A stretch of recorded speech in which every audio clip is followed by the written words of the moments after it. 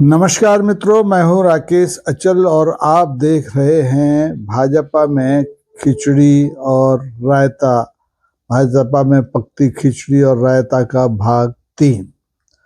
दोस्तों, चक्षुदर्शी में आपका बहुत बहुत स्वागत है। पहली बार आए हैं तो आप कृपा करके सब्सक्राइब कर लीजिए और आप यदि हमेशा जुड़े रहना चाहते हैं तो इसकी मेंबरशिप ले लीजिए। बहुत मामूली सी फीस है। और अगर आप चैनल की आर्थिक सहायता करना चाहते हैं तो सुपर चैट, सुपर थैंक्स और सुपर स्टिकर का सहारा भी ले सकते हैं। लेकिन ये कोई आवश्यक नहीं है, ये आपके विवेक पर निर्भर करता है।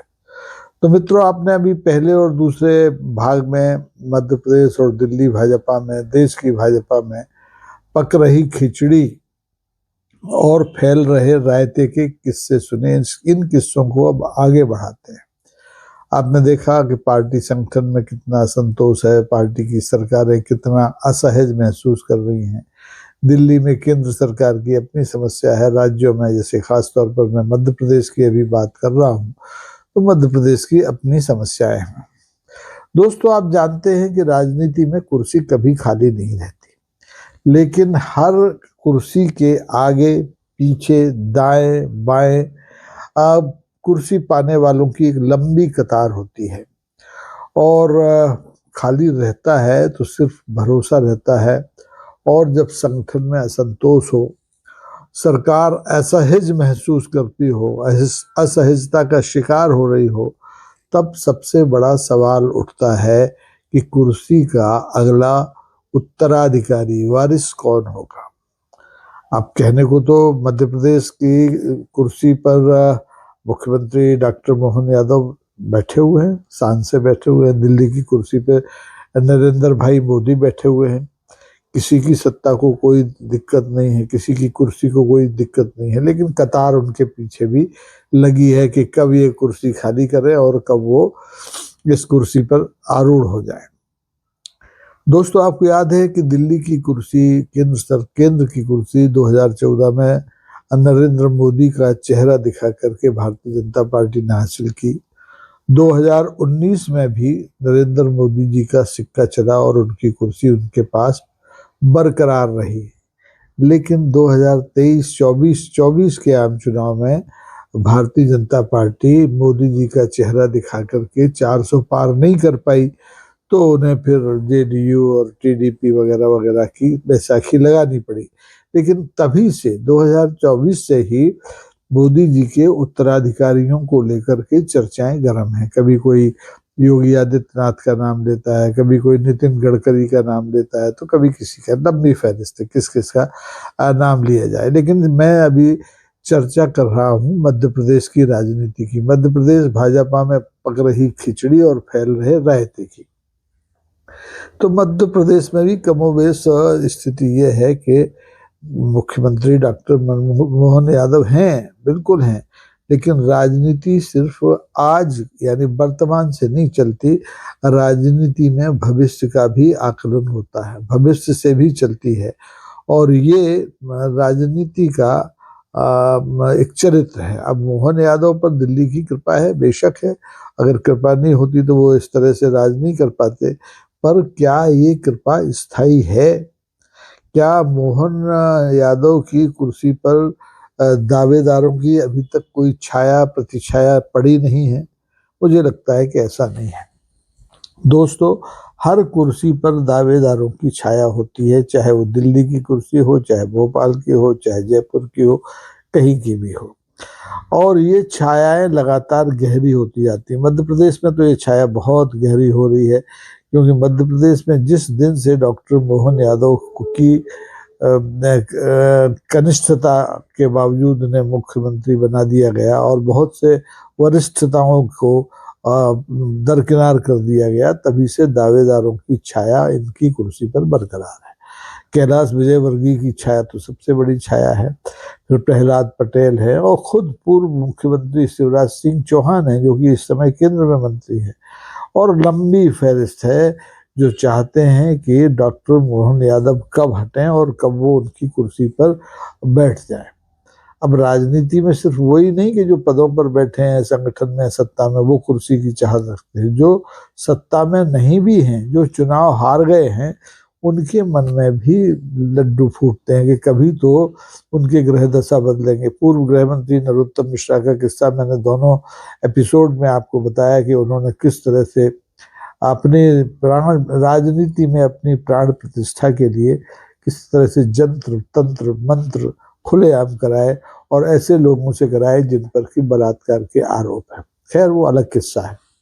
अभी किस्सा है कि अगर डॉक्टर मोहन यादव की कुर्सी जाती है, हिलाई जाती है, खाली कराई जाती है, तो उनका उत्तराधिकारी कौन होगा, उनका वारिस कौन होगा। देखिए, सब जानते हैं कि सियासत में वापसी का रास्ता हरदम खुला रहता है, बंद नहीं रहता। इसीलिए चाहे कैलाश विजयवर्गीय हो, चाहे प्रहलाद पटेल हो, चाहे शिवराज सिंह हो, चाहे हमारे नरोत्तम भाई हो, सबको उम्मीद रहती है कि किसी न किसी दिन किस्मत का दरवाजा खुल सकता है। अब इस मध्य प्रदेश के संदर्भ में अभी तक दिल्ली खुलकर कुछ नहीं कहती और कभी कहेगी भी नहीं। जो भी होगा इशारों में होगा। इशारे होते रहते हैं, जो इशारों को समझ ले वो आगे बढ़ जाता है, जो नहीं समझ पाए, जो ना समझे वो अनाड़ी है, वो पीछे रह जाता है। तो ये खेल मध्य प्रदेश में चल रहा है कि खिचड़ी पक रही है, रायता फैल रहा है, लेकिन समझ में नहीं आ रहा है कि डॉक्टर मोहन यादव का उत्तराधिकारी कौन होगा। अब संगठन की बेचैनी की जिक्र मैंने पहले एपिसोड में भी की, दूसरे में भी की और आज भी कर रहा हूँ कि संगठन में जब जब बेचैनी बढ़ती है, चाहे वो नियुक्तियों को लेकर के हो, चाहे मलाईदार पदों के बंदर बांट को लेकर हो, तो जब जब संगठन में बेचैनी बढ़ती है तब तब सरकार के नेतृत्व पर संकट गहरा हो जाता है।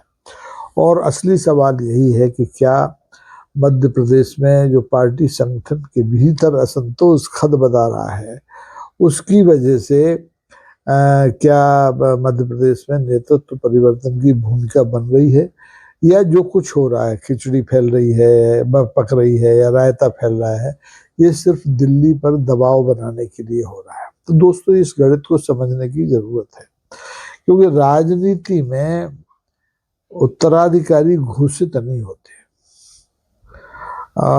या तो वो उभर कर आते हैं या फिर उन्हें प्रक्षेपित किया जाता है।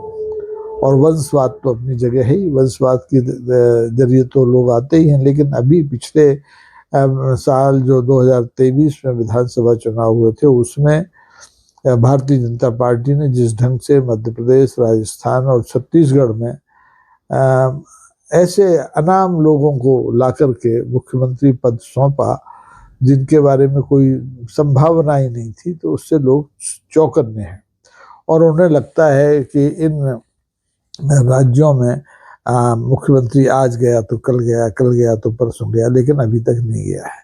2 साल पूरे हो गए, तीसरा साल लग गया है, तीसरा क्या अब तो 3.5 साल हो गए हैं। तो ऐसे में अभी दिल्ली से भोपाल के बीच में जो खिचड़ी पक रही है, जो रायता फैल रहा है, उससे बहुत से लोगों के मन में लड्डू फूट रहे हैं और लोगों को लगता है कि एक ना एक दिन उनकी किस्मत जागेगी और डॉक्टर मोहन यादव की कुर्सी जाएगी और किसी न किसी नए आदमी को वहां पर लाया जाएगा। तो सबकी नज़र वहां पर टिकी हुई है और ये कहना बड़ा मुश्किल है कि कौन इस मामले में किस्मत वाला होगा, खुश नसीब होगा। तो अब देखना पड़ेगा आपको सबको दोस्तों कि आने वाले दिनों में होता क्या है। लेकिन मेरी नज़र और चक्षुदर्शी की नज़र इस पर लगातार बनी हुई है, इसीलिए मैं सिलसिलेवार थोड़ा थोड़ा इस पकती खिचड़ी और रायते के बारे में आपको इत्तलाएं देता रहता हूँ। रोचक है, दिलचस्प है, हमारे दर्शकों की मांग है कि इस पर बात जारी रहनी चाहिए। तो मैं कोशिश करूंगा कि इस पूरी कहानी का, पकती खिचड़ी और फैलते रायते का, एक अंक और तैयार करूं जो आप तक पहुंचाऊं। तो दोस्तों, आपसे अनुरोध है कि अगर आपको ये कहानी, ये धारावाहिक अच्छा लग रहा है तो इसे लाइक करें, इसे शेयर करें, अपने मित्रों तक पहुंचाएं और कोशिश करें कि चक्षुदर्शी परिवार का एक अभिन्न हिस्सा आप बन जाएं, सब्सक्रिप्शन के जरिए, मेंबरशिप के जरिए और सुपर चैट, सुपर थैंक्स और सुपर स्टिकर के जरिए। तो आज के लिए मित्रों इतना ही। कल फिर एक नई कहानी के साथ कि कहाँ खिचड़ी पक रही है, कहाँ रायता फैल रहा है, कौन उसके पीछे है और इसका होगा क्या आखिर, परिणाम क्या निकलेगा, प्रदेश के विकास पर इसका क्या असर पड़ेगा, इन सब बिंदुओं पर हम कल फिर चर्चा करेंगे। तब तक आपसे अनुरोध है कि आप चक्षुदर्शी देखते रहें और दिखाते रहें। आज आप ने समय दिया, इसके लिए आपका बहुत बहुत धन्यवाद।